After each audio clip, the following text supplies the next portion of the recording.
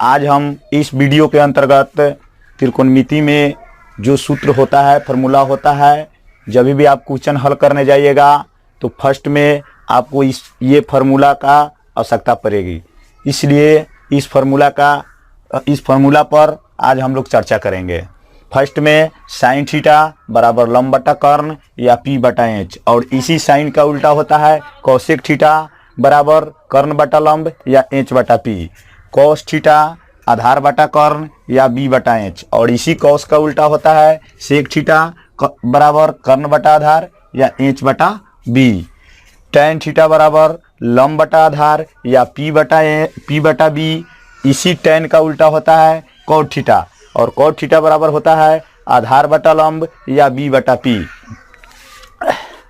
सबसे अहम बात त्रिकोणमिति में यह देखा जाता है कि जिस कोण के लिए लंब की आवश्यकता है उस लंब को कैसे खोजा जाए। यानी त्रिकोणमिति में त्रिभुज के तीनों कोण और तीनों भुजाओं के माप का अध्ययन किया जाता है। तो इसके अंतर्गत हमको लंब की आवश्यकता होती है। तो लंब त्रिकोणमिति में त्रिभुज में केवल लंब और आधार बदलता है, कर्ण ज्यों का त्यों रहता है। जब भी हमको लंब की आवश्यकता हो, जिस कोण के लिए लंब की आवश्यकता हो उस कोण पर जाकर खड़े हो जाएंगे। और मान लेते हैं कि हमको सी कोण के लिए लंब की आवश्यकता है, साइन सी का मान निकालना है। मान लेते हैं कि साइन सी का मान निकालना है, तो साइन थीटा का फार्मूला होता है लंब बटा कर्ण। तो लंब की हमको आवश्यकता पड़ेगी, तो मान लेते हैं यहाँ अगर थीटा नहीं रहे और साइन सी रहे तो साइन सी के लिए हमको लंब की आवश्यकता पड़ेगी। तो सी कोण पर खड़े हो जाएंगे, और सी कोण पर खड़े होकर आगे की तरफ त्रिभुज में देखेंगे। जो भुजा हमारे सामने पड़ेगी वह भुजा सी कोण के लिए लंब होगी। सी कोण पर खड़े होकर देखने पर देखिए कौन भुजा पड़ रहा है, ए बी भुजा पड़ रहा है, इसलिए साइन सी के लिए ए बी हमारा लंब हुआ। जो ए बी का मान होगा वह लिख दिया जाएगा। फिर अगर मान लेते हैं कि बी हमको ए के लिए लंब खोजना है, कोण ए के लिए लंब खोजना है, तो ए कोण पर जाकर खड़े हो जाएंगे और ए कोण पर खड़े होकर सामने देखेंगे। सामने देखने पर हमें बीसी भुजा प्राप्त होगी। जो बीसी भुजा कोण ए के लिए लंब का काम करेगी। इस प्रकार त्रिकोणमिति में जो त्रिभुज बनता है उसमें केवल लंब और आधार बदलता है, कर्ण नहीं बदलता है। अब हम इस वीडियो के तहत sine square theta plus cos square theta बराबर 1 होता है, जो त्रिकोणमिति का एक मुख्य फार्मूला है, उसका अध्ययन करेंगे कि sine square theta plus cos square theta बराबर 1 होता है तो कैसे होता है।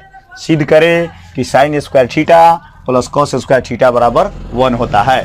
तो इसमें देखिए यह हुआ sine square theta plus cos square theta LHS हुआ, और 1 जो हुआ RHS हुआ। त्रिकोणमिति के अंतर्गत प्रूफ डेट में RHS और LHS और रियल केस में कभी कभी MHS आते हैं। यानी RHS right hand side, LHS left hand side, और कभी कभी रियल केस में बीच वाला MHS यानी मिडिल हैंड साइड भी प्रूव करना पड़ता है।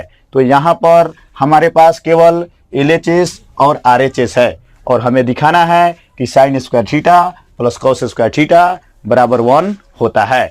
यानी LHS को RHS के बराबर करना है।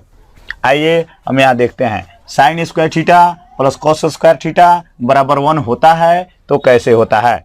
तो साइन थीटा बराबर हम पढ़ चुके हैं पहले वीडियो में कि लंब बटा कर्ण होता है। तो इस साइन थीटा का वैल्यू हम लिख दिए लंब बटा कर्ण। साइन पर स्क्वायर है तो यहाँ लंब बटा कर्ण पर भी उसके वैल्यू पर भी स्क्वायर कर दिए, प्लस है तो प्लस कर दिए। कॉस थीटा का वैल्यू हम पढ़ चुके हैं पहले वीडियो में कि आधार बटा कर्ण होता है, इसलिए यहाँ आधार बटा कर्ण कॉस थीटा का वैल्यू लिख दिए। कॉस पर स्क्वायर है इसलिए उसके वैल्यू आधार बटा कर्ण पर भी होल स्क्वायर है। लंब बटा कर्ण का होल स्क्वायर का मतलब यानी लंब पर भी स्क्वायर है और कर्ण पर भी स्क्वायर है, तो दोनों पर स्क्वायर करेंगे। लंब पर भी स्क्वायर कर दिए बटा कर्ण पर भी स्क्वायर कर दिए, प्लस है तो प्लस लिख दिए। आधार पर स्क्वायर कर दिए, कर्ण पर स्क्वायर कर दिए। अब यह देखिए किस तरह दिख रहा है, बटा पर के जोड़ की तरह दिख रहा है। बटा पर के जोड़ में हम सबसे पहले क्या करते हैं, निचले वाला जो अंश हर होता है, अंश बटा हर में जो हर होता है उसका हम एलसीएम लेते हैं, और एलसीएम लेने से पहले वाले अंश से उस एलसीएम में भाग देते हैं। तो कर्ण स्क्वायर और कर्ण स्क्वायर का एलसीएम कर्ण स्क्वायर हुआ और कर्ण स्क्वायर से कर्ण स्क्वायर में भागा दिए तो 1 हुआ और 1 में लंब स्क्वायर से गुना किए तो लंब स्क्वायर हुआ। प्लस है तो प्लस है। फिर कर्ण स्क्वायर से कर्ण स्क्वायर में भाग दिए तो 1 हुआ और 1 में आधार स्क्वायर से गुना किए तो आधार स्क्वायर हुआ। हम पहले वीडियो में पढ़ चुके हैं कि पाइथागोरस महोदय ने बताया है कि त्रिभुज में कर्ण का स्क्वायर, लंब का स्क्वायर और आधार के स्क्वायर के योग के बराबर होता है। तो यहाँ देखिए ये लंब का स्क्वायर और आधार का स्क्वायर है जो कर्ण स्क्वायर के बराबर होता है, इसलिए इसे हटाकर यहाँ कर्ण का स्क्वायर लिख दिए हैं और कर्ण स्क्वायर बटा कर्ण स्क्वायर कटेगा तो 1 आएगा, इसलिए LHS बराबर RHS आपका प्रूव हो गया। अगला वीडियो अब आपके साथ एक्सरसाइज के साथ मिलेगा जो 8.4 से स्टार्ट होगी क्वेश्चन नंबर 1 से। अगर मेरे द्वारा दिखाया गया वीडियो आपको अच्छी लगी तो शेयर कीजिएगा और लाइक कीजिएगा।